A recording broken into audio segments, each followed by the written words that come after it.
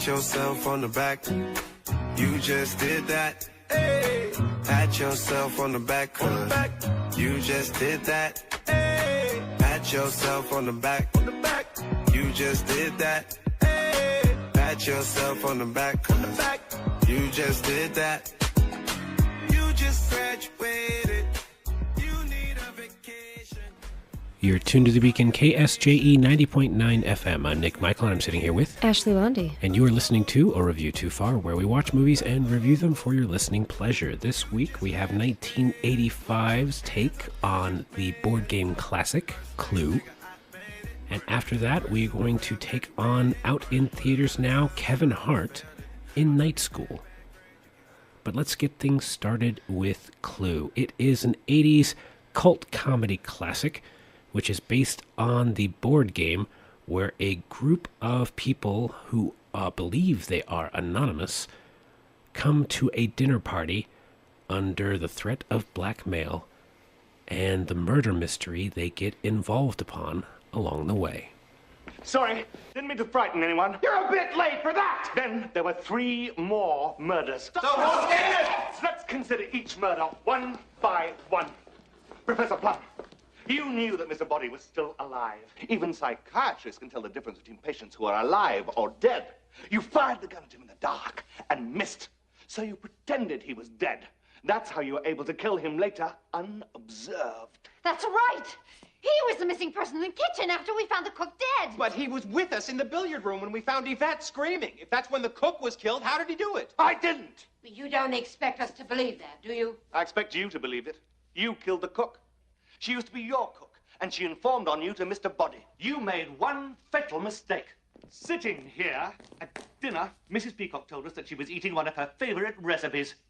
And monkey's brains, though popular in Cantonese cuisine, are not often to be found in Washington, D.C. Colonel Mustard, when we saw the motorist at the front door, you took the key to the weapons cupboard out of my pocket. Then you suggested that we all split up. You separated from Miss Scarlett, crossed the hall, opened the cupboard, took the wrench, ran to the conservatory, entered the lounge through the secret passage, killed the motorist with a blow on the head. Like that! This is incredible! Not so incredible as what happened next. After we all split up again, I went upstairs with you. Yes, you, Mrs. White.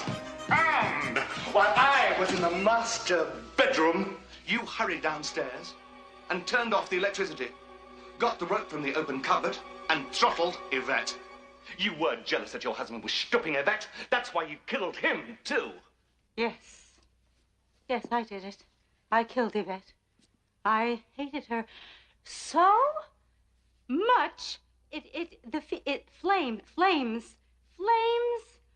on the side of my face, heaving breaths.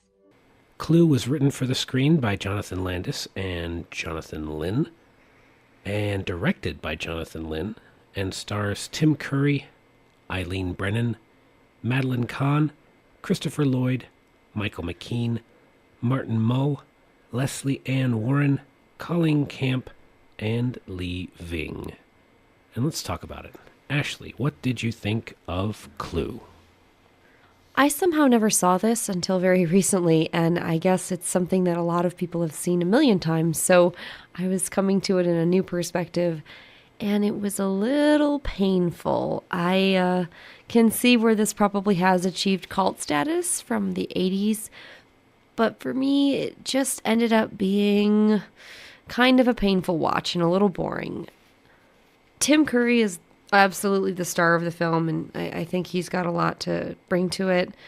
But overall, the movie is just too campy for my taste. There's a lot of sort of gags and not very fun humor, and I did watch it with Nick, and he had lots of things that he laughed at and found very, very funny, but I didn't really enjoy the movie at all. One of the fun things about this film is that there are alternate endings, and depending on when you saw it, you may have seen a different ending than somebody that you know that's seen it. So if you have the DVD, or if you can pick up the DVD, you can see all of the endings. There's different ways that the mystery is resolved, or you can just choose one and have that be your sort of Clue experience for the ending. I think that I will recommend this if you are a fan of the board game or if you're a fan of these 80s films, but it's really just not a very good movie. There's problems with the pacing, the structure of the story is a little weird, especially starting out. It's a very slow watch in the beginning and things don't really pick up for quite some time. I will only recommend it for those audiences, but by and large, I think you can miss this one. Well, I will definitely completely disagree with Ashley on pretty much every count. I think Clue is a cinematic masterpiece, and it is in my top 10 movies of all time. It is just that funny. The writing is pretty spot on. It takes place in a mansion in the McCarthy era, so it very much sets the stage of, post-World War II communist scare. There's murder, there's mystery, there's intrigue, there's sex, there's sexism. There's just a lot of cultural politics going on and deeply embedded in the movie. And on top of that, you've got great comedic actors. Tim Curry, Madeline Kahn, Christopher Lloyd, Michael McKean, Martin Mull. Pretty much everyone involved in this movie has such great comedic timing and presence. I mean, Christopher Lloyd as this sort of oversexed college professor who is hitting on every woman that moves, and it's just so bad as a person that it's hilarious to see on screen. And Tim Curry as this much put upon butler who is forced to deal with both blackmailers and blackmailees and solve this mystery for everyone. It's just funny and witty and brilliant. Yes, the production value of it is kind of set in the era. It's an 80s movie that's set in the 1950s or late 40s, early 50s, and it shows its seams in terms of the film quality. I mean, they didn't really break the budget when it came to the camera work, but all of the transitions are pretty fluid. The actual practical effects are very fun. I think the only thing that bothered me was the Foley work for the dogs kind of didn't match. And Lee Ving's voice, the ADR for it didn't really feel real. It mostly felt like maybe Joe Mantegna was doing his ADR work. But other than that, it's really hard to find something wrong with this movie because it's just so fun, so funny, and I think it deserves its cult film status. It's one of my favorite movies of all time, and I think everyone who loves comedy, who loves quick, witty writing, will enjoy it. And on that note, final thoughts. Ashley. One of my favorite things about this show is when we disagree. And whether the panel is just 2 people or 3 people, it's wonderful to have diverse viewpoints. Take everybody's reviews with a grain of salt. If this seems interesting to you, watch it. It's not for me, so I'm going to give it 2 stars because of Madeline Kahn. I love her and I love everything she's done, but I don't think that this is something I'm ever going to have to watch again. I think this movie is pop culture gold. There are lines that you are going to repeating to yourself and telling to your friends for years and years to come. I watch this gleefully every year and try to do it more than once a year, and I love it. I think it is a near perfect movie. I'm going to give it 5 out of 5. And that will bring us to our cinema release of the week, and it is Kevin Hart and Tiffany Haddish in Night School, in which Kevin plays a high school dropout who has just lost his job due to an accident and has to go back to school in order to get a better job and maintain his relationship with a woman who is well out of his league. Can we just take down the Tude? Tude? Really? No, you haven't even seen the beginning of this attitude. Wait, say that to me again? I apologize. That was a poor choice of words. I just mean I need you to show me the respect that you would show your boss. Because it's your house, right? Oh, you did the black voice thing with him? It's not a black voice. In actuality, not a black voice. No, you do a black voice. You don't remember when you was in that meeting, you was like, we gonna get it lit up in here, this meeting lit. It was very lit. You did it at the staff meeting when you were like, I keep it 100. When have I never kept it 100? when you added that AP calculus to my class All load. right, agree to disagree. Listen, I hate to break up this pleasure party of delusion, but I have work to do. Wow. So if you'll excuse me, I'm gonna do my thing. That's a black voice. Night School features a plethora of writing credits, including Kevin Hart himself, Harry Ratchford, Joey Wells, Matthew Kellard, Nick Stoller, and John Hamburg, and was directed by Malcolm D. Lee, and stars, of course, Kevin Hart and Tiffany Haddish, but also there are Taran Killam, Romany Malco, Ben Schwartz, Mary Lynn Rashkub, Rob Riggle, and Al Madrigal, with a small role for Keith David. And let's talk about it. Ashley, what did you think of Night School? I'll start off by saying that I am a huge fan of Kevin Hart's stand-up. I think he's a very, very funny guy, and that he really does seem to have great stage presence when he performs for live audiences. I don't quite know why, but this movie was not funny to me. It seemed like it was trying very, very hard to be funny, and there were people that were laughing in the theater and enjoying it, but I did not really find it that funny. There were only maybe one or two moments that really made me laugh and enjoy the film. There are some sequences which are just dragged out far too long with too much dialogue, and they take away from one of the most important aspects of comedy, which is timing. The jokes don't come quickly and hysterically. They are slow and drawn out, and the humor is almost cringe-based rather than being based around the quality of the joke or the quality of the situation, and that's such a shame. It seems like it's almost trying to be a 40-year-old virgin type comedy, this ensemble group of people that are forced into this situation and all are hilarious and are supposed to say funny things, but it's just not that good.